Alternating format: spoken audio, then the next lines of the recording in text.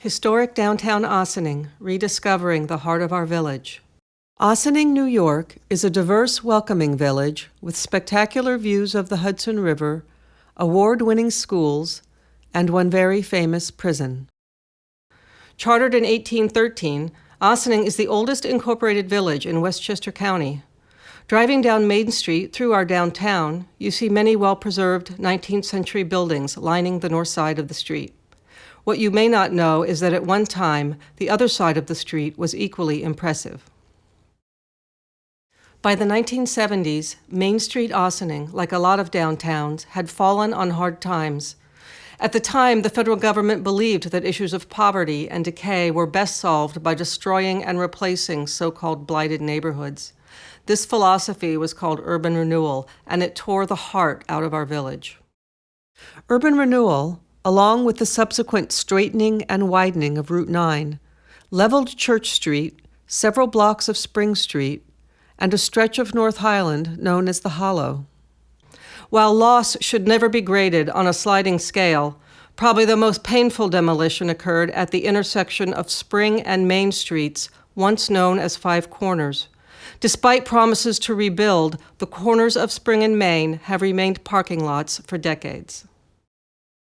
40 years after wrecking balls reduced central parts of Ossining to rubble, as we discuss how to rebuild the Market Square and Post Office parking lots, it might be instructive to rediscover the sides of the streets we lost as a way of envisioning how we can build the future.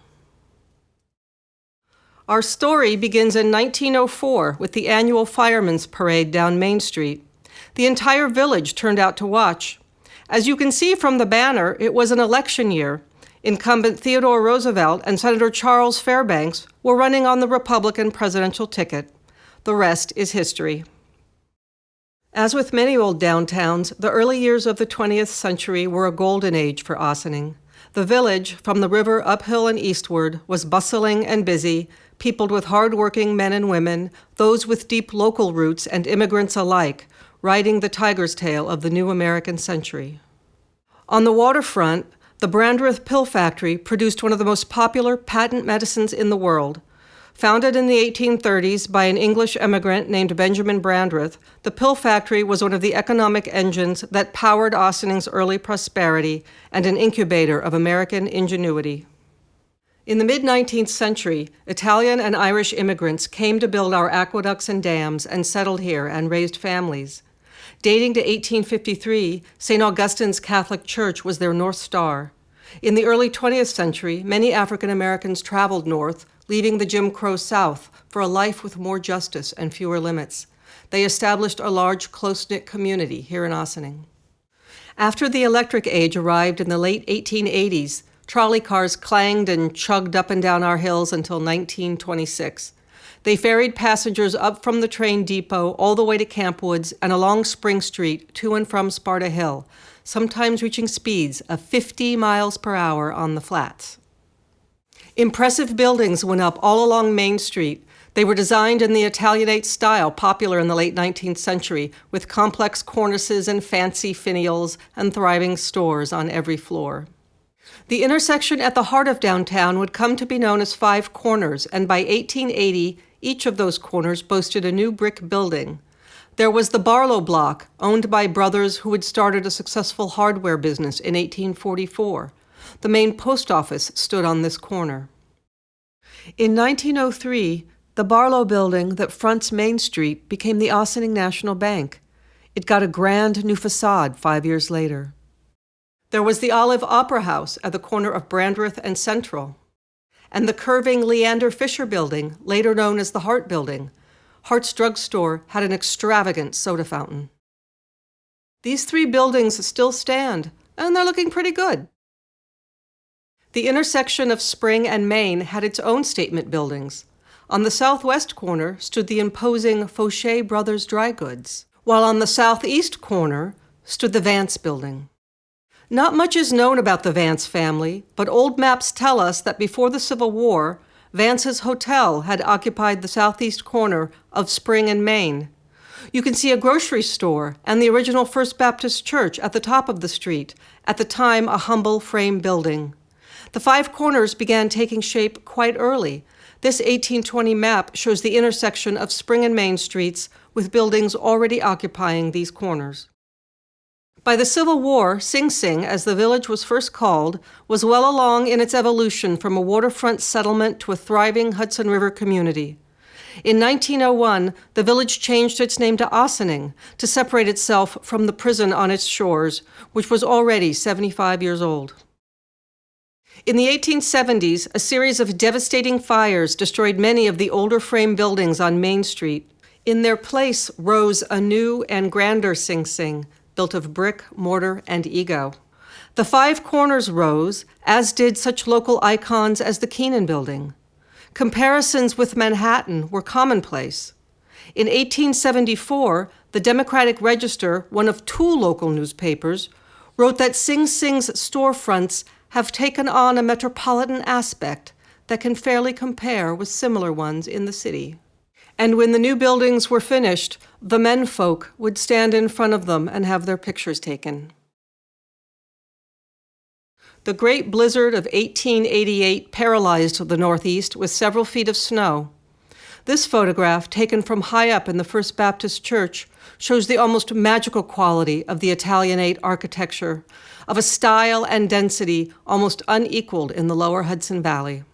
This photograph of the Barlow Block shows the impressive height of the snowbanks and the equally impressive roof lines of the Fauché and Vance buildings facing each other across Spring Street. Here is that same view of Lower Main in a drier season. Again, we get a good look at Spring and Main with the two buildings and the trolley cars. Here is the intersection of Church and Main before the Civil War. At the top of the street is the First Baptist Church, as well as a few early buildings on the south side of Main. That's the even-numbered side of the street. Here is that same intersection in 1907 when the trolley tracks were being replaced. Several brick edifices, as decorative as their cousins across the street, curve uphill from the Vance Building toward Church Street. And at the top of Main, the once humble First Baptist, reinvented in 1874 as a high Victorian Gothic cathedral, stands in all its glory. This vintage postcard from the 1920s shows the same view of the south side of Main looking uphill. For a while, this stretch was called the Meade Block. This perspective stayed remarkably the same for many years. This is the 1950s. 30 years later, the Meade Block would be gone, with only the telephone building spared. Among the lost buildings was 156 Main, which housed the city laundry. According to the Democratic Register, in 1898 the laundry had the best and newest improved appliances. That's the old First Baptist parsonage next to it. The new phone company building took over that spot during the first decade of the 20th century. And, of course, every village had at least one piano store. Church Street began as a quiet stretch, home to the First Baptist and the Mott family homestead. But in the 20th century, it became a social mecca where faith, physicality, and entertainment met. Around the time of the First World War, the Row Building went up. Erected by a businessman who owned a successful blacksmith and carriage shop on North Highland Avenue, the Row was sandwiched between the Secor Flats apartments and the unusual Twigger Building, which was built in the 1890s by a prominent dentist and village president. At one time, it served as the village library. The Row Building served various retail purposes, including a funeral parlor, before being converted to a vaudeville theater in 1922 featuring live stage performances. The Row became a popular movie house in the 1930s called the Victoria. For a quarter, you got a feature film, a B-movie, and the latest installment of popular serials. Imagine watching the latest Cagney movie set in Sing Sing Prison, or seeing Tommy Mercer, a big band crooner born Tony Masulo here in Ossining, perform live on stage. Before or after the show, you could pop into the Feronia Grill for ice cream or a wedge of apple pie. There were actually two movie theaters on Church Street. The other one was called The Cameo. It showed more grown-up films, and you only got to see one for your quarter. In this vintage view of the top of Church Street, You can see both the Cameo and the Victoria marquees, as well as the First Baptist Church, part of Main Street, and the broad river beyond. The Cameo went out of business in the 1950s, but the Victoria got a more modern look in 1962. It operated for 40 years, and several generations of Ossining's children saw their first films here. Brian Sheridan was one of them. Brian grew up near Campwoods, but spent many happy hours downtown watching movies. I came of age at the Victoria Theater, Brian recalls. One of the first movies I saw was Help with the Beatles. I stood in a long line of kids for tickets. The Nutty Professor, Flipper, Mary Poppins. Cat Ballou was the first time I fell in love with a character in a movie. I was quite smitten with Jane Fonda. I have vivid memories of seeing Night of the Living Dead with my friends. That was my 60s cinema world, and it happened right here. Up the street from the Victoria stood the YMCA. It was built around 1907. The Young Men's Christian Association described itself as, in quotes, the only public place where young men may meet in social intercourse aside from the street corners and the upwards of 70 saloons that are in our town. Unfortunately, there weren't enough members to sustain the business model, and soon thereafter the Y became the Ossining Recreation Center. The number of saloons remained constant. The rec center had a bowling alley. Games were free, but you had to pay 5 cents to the pin boys. There were men's and women's basketball teams, not to mention co-ed archery. In the 1920s, Ossining was purring along on all cylinders. Times were good. The stock market was going gangbusters. Ossining was so economically successful that in the 1930 Comprehensive Plan, village officials proclaimed that the village has become perhaps the most important commercial center between Yonkers and Poughkeepsie. But like the stock market boom, the Vance Building on Spring and Main would not survive the 1920s.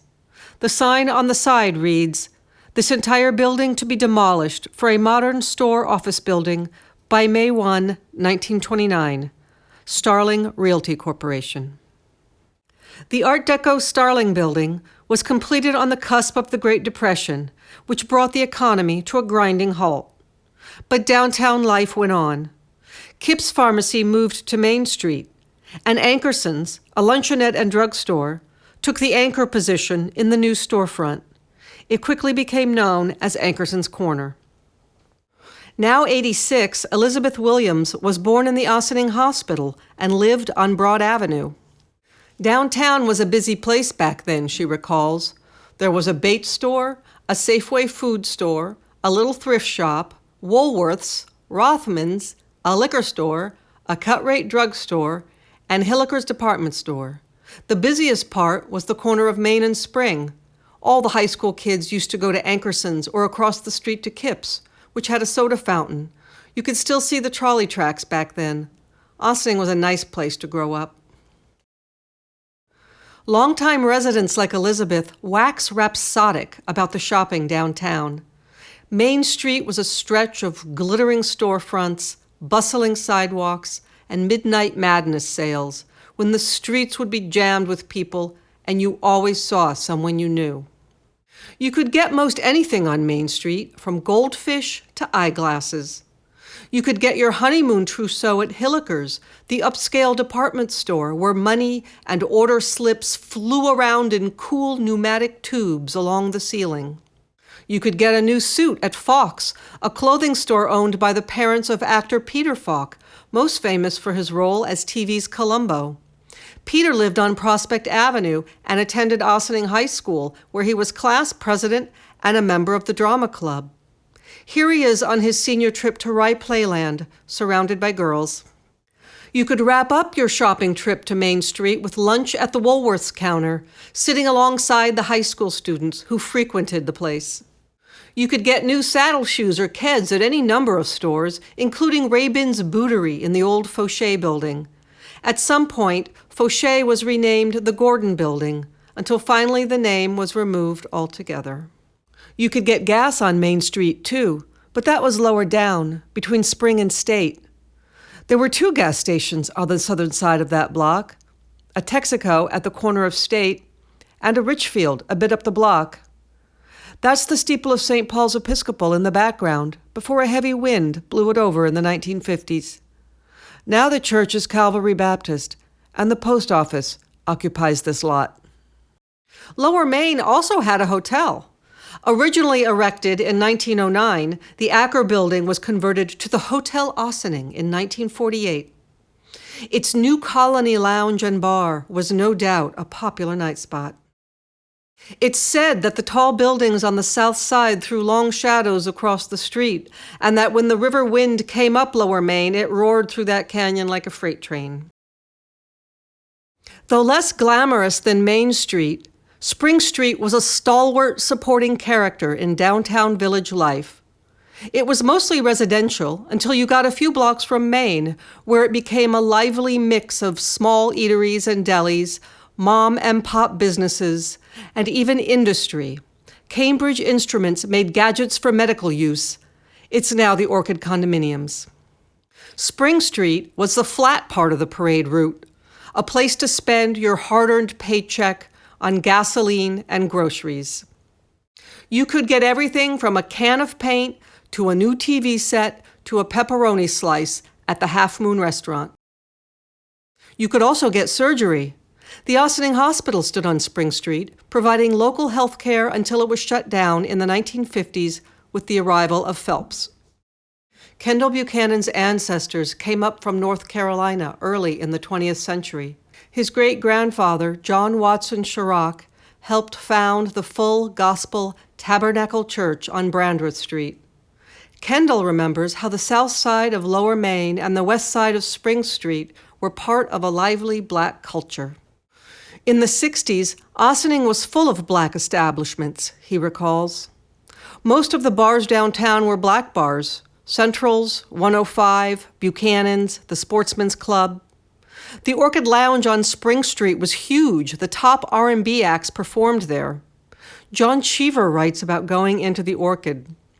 Shirley Chisholm came up and had a meeting there, gave a newspaper interview. The Orchid was destroyed by urban renewal. Now it's a parking lot for the post office. At the top of Main, past Pleasant Square, Highland Avenue swooped down into the hollow, a large Italian area of Route 9. Rocco Trapasso, the grandson of Italian immigrants, lived with his parents and siblings, first in the hollow, and then on the 3rd floor of 195 Main Street. That's him as a little boy, sitting on the floor with his class from the old Lincoln School on Broadway, now condominiums. At 16, Rocco delivered meat to the prison in a truck that was carefully inspected for smuggled weapons. The Hollow was famous for its annual Italian festival hosted by the Columbus Lodge. Rocco remembers it with relish. There were games, sausage and peppers, the best lemon ice around, Sicilian-style pizza from the Ossining Bakery, 25 cents a slice. They'd have an Italian band and dancing. Lights were strung across the road from the Big Bank to Havel Street. The last festival was in the late 1950s. They couldn't block off Route 9 anymore. What a great time that was. Ossining has a proud history of celebrating its firefighters, war veterans, and anniversaries, particularly if there was a parade involved. Parades were extremely popular in the village. Everyone came out to watch and to march. The processions usually started on Croton Avenue, went down Main, and turned left on Spring, ending in Nelson Park. This picture looks like 1920, possibly Decoration Day, what we now call Memorial Day, around the time when World War I casualties were added to the roster of the honored dead. After America entered World War II, Ossining's men marched to the draft board to sign up to serve their country. In 1951, Ossining celebrated the 50th anniversary of the village changing its name from Sing Sing to Ossining. The event was called the Golden Jubilee and came complete with floats. This is the telephone company float. The Merchant's Float, a giant birthday cake on wheels, was the star of the show. Behind the Parade Queen, you can see the Starling Building and the Meade Block buildings. Here's the giant cake. on the Spring Street flats. 12 years later, in 1963, the village celebrated the 150th anniversary of its incorporation in 1813.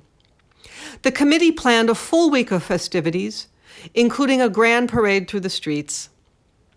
Even the prison guards had a float. The parade proceeded down Main Street, past Modern Modes and Harnick Brothers Jewelers and Ross Clothing. As was customary, the marchers turned left at Spring Street. There's Diddy May and Bill's in the Fauché Building, a popular clothing store of the time. This was vintage Spring and Main, crowded with people, the heart of a vital, self-contained village. It's hard to look at this happy scene and think of destruction. Yet ironically, the wheels were already turning on plans to bring enormous change to downtown Ossining. 4 years earlier, the Chamber of Commerce had commissioned an urban planning study, which recommended that every 19th century building in the central business district be torn down and replaced. By 1977, the intersection of Spring and Main looked like this. Today, it looks like this. And we ask ourselves, what happened? Well, it's complicated. It's the same thing that happened to countless old main streets around the country in the last half of the 20th century. Streets designed for horses and carriages struggled to accommodate roaring herds of automobiles. Local manufacturing jobs flew away. Access to an easy, no-stress parking spot became the gold standard for suburban happiness. The Arcadian shopping center happened. It was built on the site of Goldfarb's greenhouses in the 1960s. Originally, the flower business was called Pearson's, renowned for its prize-winning roses. The Arcadian shopping center had a state-of-the-art cinema and acres of well-lit free parking that lured shoppers and moviegoers away from downtown. Arcadian lured businesses away, too. Kipps Pharmacy stayed, but its owner, Arthur Offenberg, watched over the next decade as downtown declined. 2 friends and I bought Kipps Pharmacy in 1959, he recalls. It was a beautiful building with those pillars, an old-time pharmacy. There was a soda fountain with booths going up the side. It was very charming. Ossining was a real small town in those days. The hours were long. We opened the fountain at 7 and stayed open until 11 for the doctors who made house calls.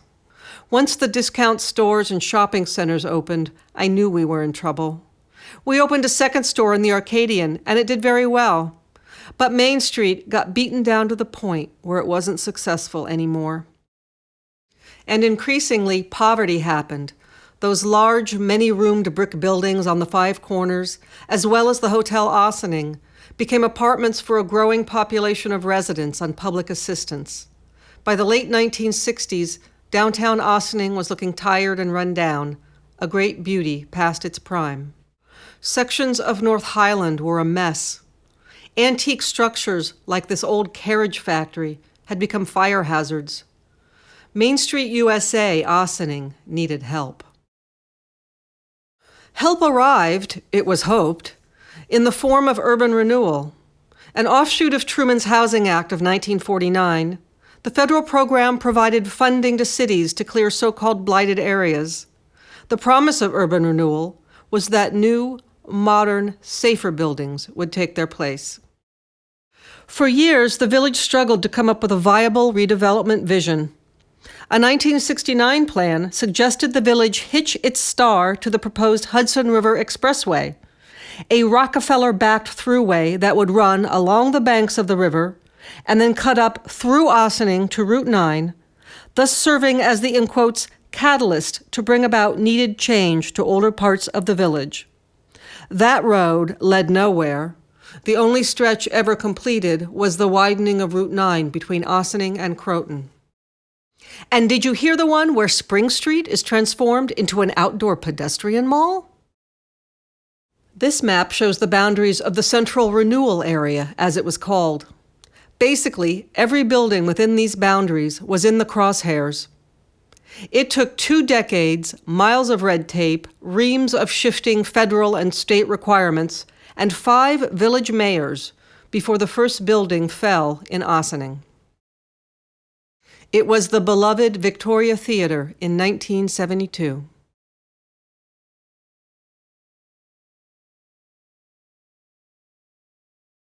Followed later by the Twigger Building and Secor Flats apartments, along with the rec center, despite the pleas of senior citizens to spare it. As the village began to obtain properties through eminent domain, more businesses fled downtown. The once proud Fauché building was boarded up. They say it was so solid, it took 3 days with a wrecking ball to take it down. The west side of Spring to St. Paul's Place and the south side of Lower Main down to State went too, leaving a vast expanse of dirt in their place. The Starling Building came down later. 5 corners became 3 corners. Longtime resident Nancy Donahue recalls the destruction all too vividly. My husband and I moved from Ossining to Virginia in the early 1970s, she says. A few years later, we came up for Thanksgiving. We went downtown and it was rubble. It was like the Blitz had come in from London. It was devastating to see your town go. I didn't realize when they said urban renewal that they were just going to demolish everything. I remember driving through and crying my eyes out. I want to cry now, just thinking about it. Then the bulldozers came for the hollow, paving the way for the widening of Route 9 in the early 80s. Here is the hollow before the bulldozers. Keep an eye on those 2 buildings circled. They're now the only ones left. The old St. Augustine's Church and School were also casualties of the widening and straightening of Route 9. For 125 years, St. Augustine's had been a fixture of the Catholic faith at the north end of the hollow. Both the church and the school, which was across the road, came down. A cable company now stands where the school gym was. Fortunately, the congregation found a new home to the north at Eagle Park on the site of the old Mary Immaculate School. In all, the village lost 95 structures to urban renewal in the 1970s. Between 1953 and 1986, the federal government spent $13.5 billion on urban redevelopment and slum clearance projects around the nation. This program redrew the landscape in countless cities. Ossining was one of several Westchester municipalities that took advantage of the program, White Plains being the most notable. Funds were forthcoming to build affordable housing for residents displaced by the demolition, including Snowden House, Claremont Gardens, and Maple House. In 1980, a private developer built the futuristic office building at 2 Church Street. But the money to rebuild the corners of Spring and Main, the heart of our downtown, never materialized. In ways, we're lucky we didn't lose more. In the 1980s, the village woke up to the value of its historic architecture and undertook a facelift of the old facades on Upper Main, what we now call the Crescent. One of them was Arthur Offenberg's Kipps Building. This Greek Revival structure dated to 1847 and may have been, at one time, a dwelling house for a prosperous citizen that was converted to commercial use. It was home to Acker's Fine Groceries for a long time. While its tenants changed, the Kipps Building's columned facade was a graceful landmark for almost 150 years. A building that old is going to dodge a few bullets. There was a fire in the 60s or 70s, which it survived. Finally, there was a terrible conflagration in 1995, which it did not survive. 4 buildings burned on that awful day. It was a tragic, heartbreaking loss, particularly at a time when the downtown seemed to be rebounding. Of course, fire's ferocious appetite was nothing new to Main Street. But back in the day, new buildings quickly took the place of those destroyed, springing up like mushrooms after a light rain. It takes a little longer to put in a new building now. In this case, 20 years. So where do we go from here? Upwards, of course. A village succeeds not on its buildings, but on its people. On the people who own these places, who work, live, and shop in them.